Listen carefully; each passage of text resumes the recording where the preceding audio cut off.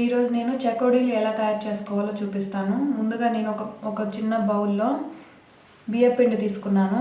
చూడండి, ఇలాగా మెత్తగా పౌడర్ చేసి పెట్టుకోవాలి బియ్యపిండిని.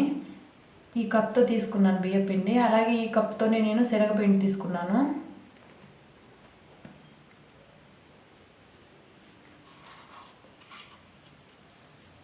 అలాగే టేస్ట్కి తగ్గ ఉప్పు, చిటికెడు సోడా పొడి,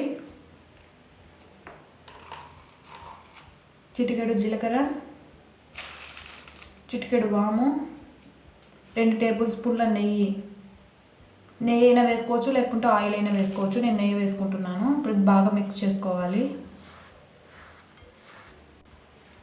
ఇలాగ బాగా కలుసుకున్న తర్వాత మనకు కొద్దిగా నెయ్యి అయినా కానీ ఆయిల్ అయినా కానీ యాడ్ చేసుకోవాలనిపిస్తే యాడ్ చేసుకోవచ్చు. నేను ఇంకొక టేబుల్ స్పూన్ నెయ్యి వేసుకుంటున్నాను.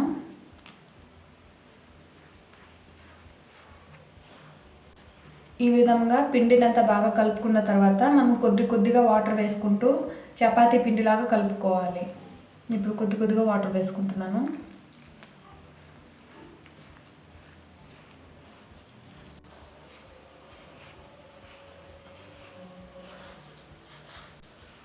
ఇప్పుడు ఇక కొద్దిగా వాటర్ వేసుకున్నాము, సరిపోతాయి.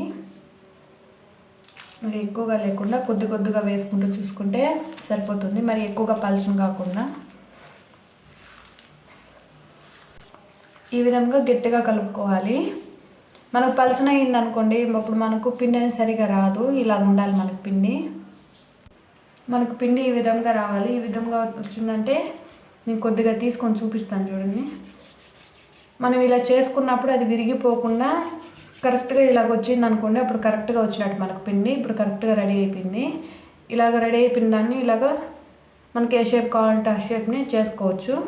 నేను ఇలాగ అన్నీ చేసి పెట్టేసుకుంటాను ఈ విధంగా.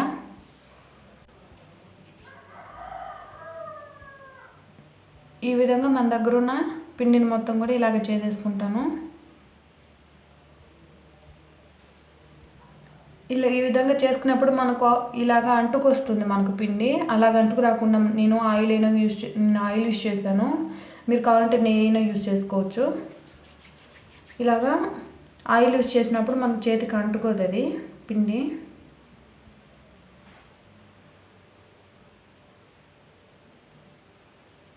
ఇలాగ మనకు నచ్చిన షేప్లో చేసేసుకోవచ్చు. చాలా చక్కగా ఉంటాయి తినడానికి కూడా. ఈ విధంగా అన్నీ నేను చేసి పెట్టేసుకున్నాను. ఇప్పుడు నేను స్టవ్ ఆన్ చేసుకుని ఆయిల్ పెట్టుకుంటాను. ఇంకా ఇప్పుడు ఆయిల్ హీట్ అయ్యింది. ఇప్పుడు ఒక్కొక్కటిగా వేసుకుంటున్నాను. వేసేటప్పుడు చాలా జాగ్రత్తగా వేయండి, చేతులు కాల్చుకోకుండా.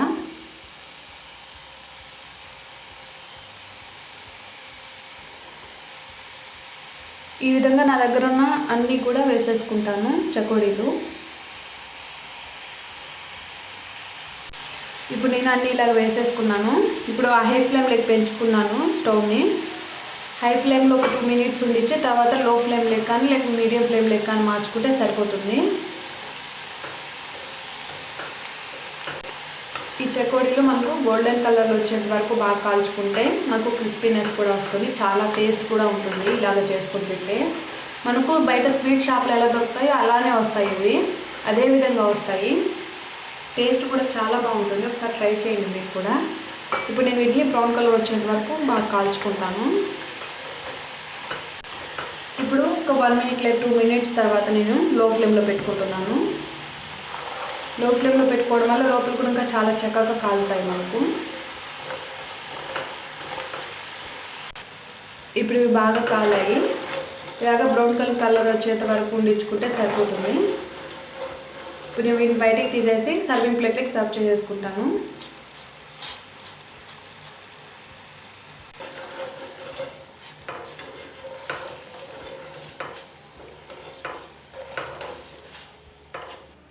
ఇప్పుడు మనకు చెకోడీలు రెడీ అయిపోయి చూడు ఎంత చక్కగా కాలయ్యాయి మనకు. ఈ విధంగా బాగా చక్కగా కాల్చుకొని తింటూ ఉంటే మనకు చాలా బాగుంటుంది. చూడు లోపల కూడా ఎంత చక్కగా కాలిపోయిందో.